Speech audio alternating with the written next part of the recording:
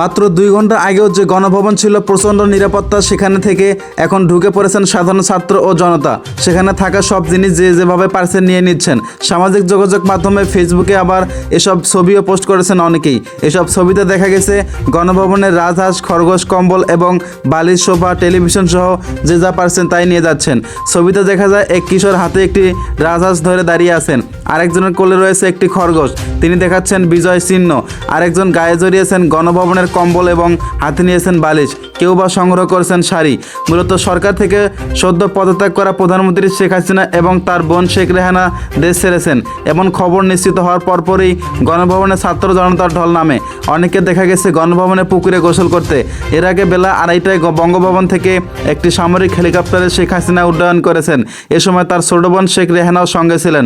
বার্তা সংস্থা AFP প্রতিবেদনে বলা হয়েছে, শেখ হাসিনা ও তার ছোট বোন শেখ রেহানা নিরাপদ স্থানে চলে গেছেন। শেখ হাসিনা যাওয়ার আগে একটি ভাষণ রেকর্ড করতে যেতে চেয়েছিলেন, তিনি তার সুযোগ পাননি।